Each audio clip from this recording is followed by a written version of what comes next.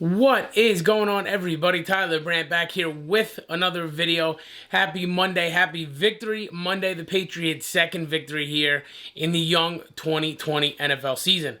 So if you're living under a rock or if you weren't able to watch the Patriots game yesterday, the Patriots defeated the Vegas Raiders 36-20 in a game that got pretty out of hand late. New England really pulled away late, but overall it was a sloppy game. There was a lot of good. There was definitely some bad, but all things considered, a win is a win in the NFL.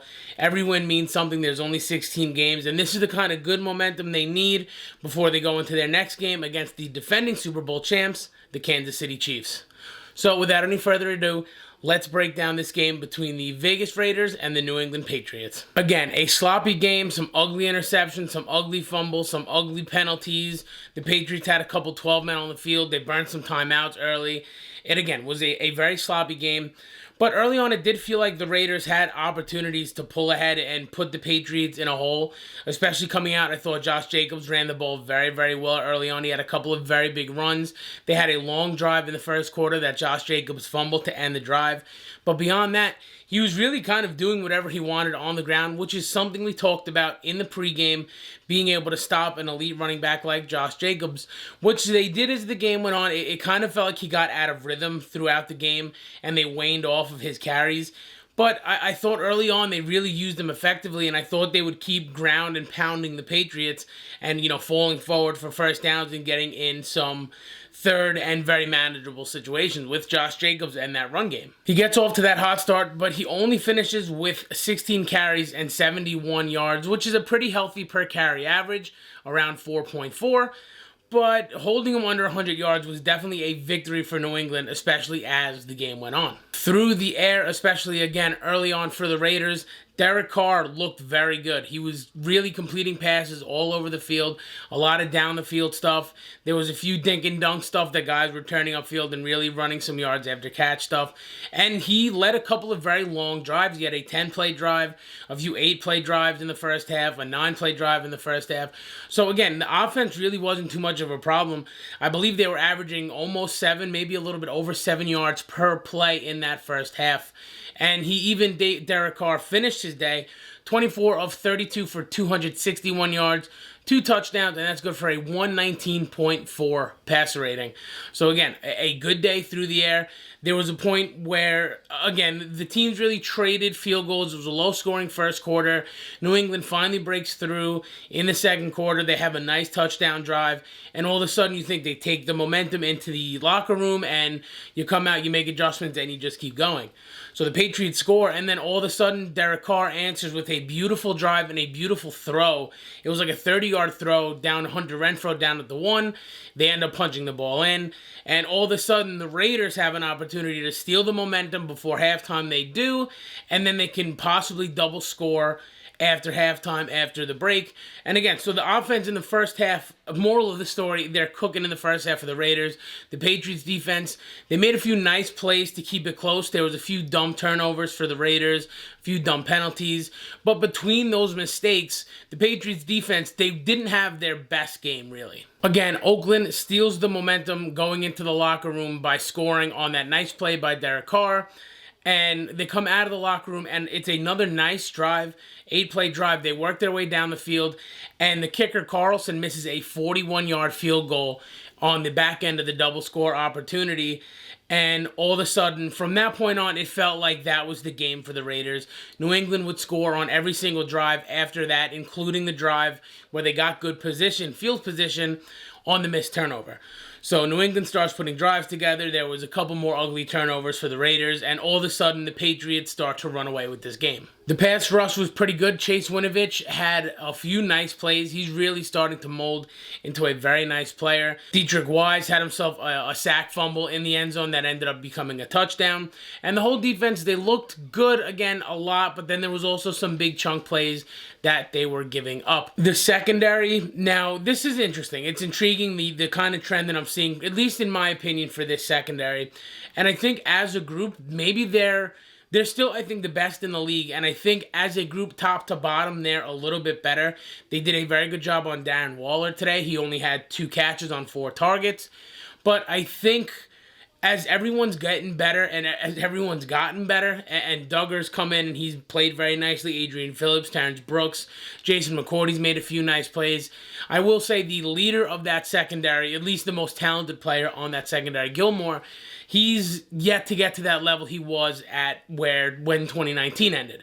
So we're still missing a little bit of that 2019 Gilmore. Granted, we may not ever see that. Again, that was one of the single greatest seasons from a cornerback ever. But we've yet to see him elevate to that level. He got really burnt by Aguilar today.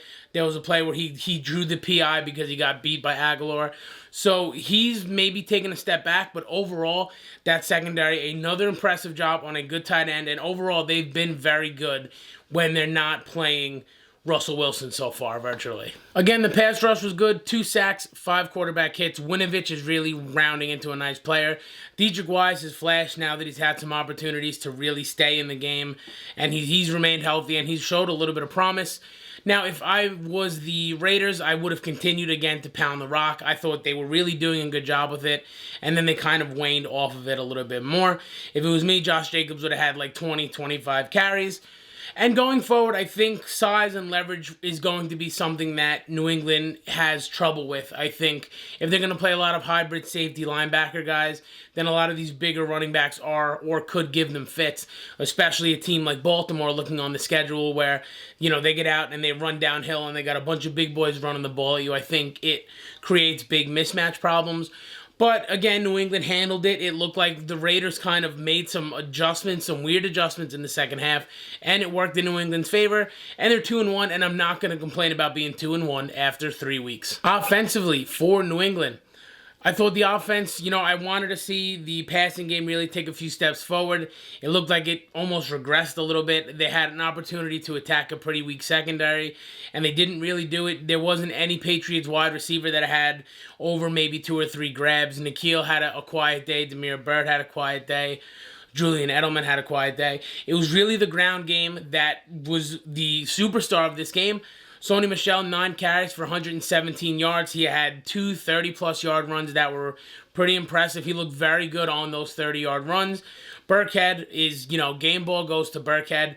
49 rushing yards on 6 carries and 7 receptions for 49 yards. And he had 2 rushing touchdowns and a receiving touchdown. So he's really the game ball. He was the big difference maker today. And we also got to see J.J. Taylor shine, going back to, again, what we talked about in the pregame, the ability to stretch the field using the run game, which we didn't know if New England could do going into this game, and they used J.J. Taylor's athleticism to stretch the Raiders out laterally so they can do some different things. And as they stretched them out laterally and made them cover sideline to sideline, that power game and that base run really started to open up, and that's where we saw Michel and Burkhead really do a lot of their damage. Cam Newton also ran 9 times for 27 yards. Again, still not touching that 15 from week 1 against the Dolphins, which makes me happy. He had a pretty good game. He was 17 for 28, so that's around a 60% completion rate. 162 yards, 1 touchdown, 1 very, very ugly interception that was very baffling. And that all equates to a 73.8 quarterback rating. If you missed it, the interception, he rolled out to the right, kept rolling, and Jonathan Abrams, the Raiders safety, was just sitting there watching Cam the whole way, and Cam just throws a duck up to him, and I don't know, I think he was just waiting for something to open up, and again, he forced the ball. He knew it. He said it after the game. It was a bad ball. It was nobody's fault but his own. And again, if you win the game, no harm, no foul. It's a turnover you don't want, but at the end of the day, 2-1 is 2-1 once again. Jake Bailey, again, superstar of special teams. Not much to say. Mr. Consistent, probably the most consistent Patriot. Nick Folk was perfect for field goals today, but he missed an extra point attempt. In the grand scheme of things, when you win by 16, I get it's not a big deal. But missing extra points is certainly not one way to make yourself back into the Tyler Brand fan club. He still bothers me that he's on this team. The extra point was still very annoying that he missed it. It's still an issue, although he did make all his field goals today.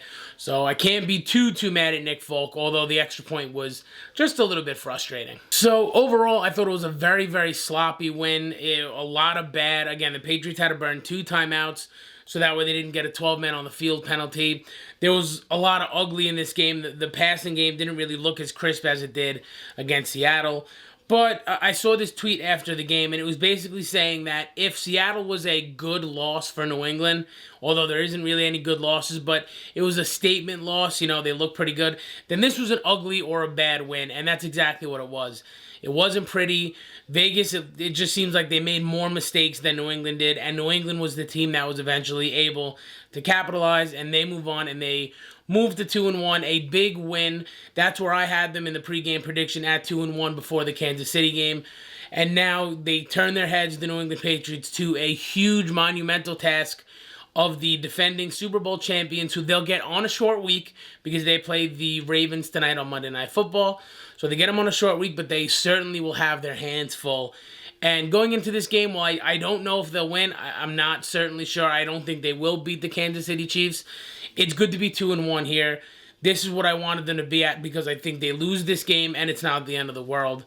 If you fall to 1-3, especially with the Buffalo Bills at 3-0, then all of a sudden you get a little panicky. But now you remain one game behind the Buffalo Bills, who virtually got the game handed to them today from an awful pass interference call after they had a complete meltdown. But you're a game behind Buffalo with a whole bunch of games left, still 2 against the Bills, and no harm, no foul at being 2-1 here. A good win against the Raiders and a good bounce-back win for New England. So how does 2-1 feel? Leave it down in the comments below. What did you think of the game? What did you like? What didn't you like? Leave it down in the comments below, and I'll chop it up with you all week long as we move towards the Kansas City Chiefs. If you don't already, follow me on Twitter at the Tyler Brand, on Instagram at Talking Pats. Again, we could chop it up about football on there too. Once again, I'm Tyler Brandt. Happy Victory Monday. I'll catch you later in the week when we talk a little bit more about the Kansas City Chiefs. Until then, stay safe, be good, and I'll talk to you next time.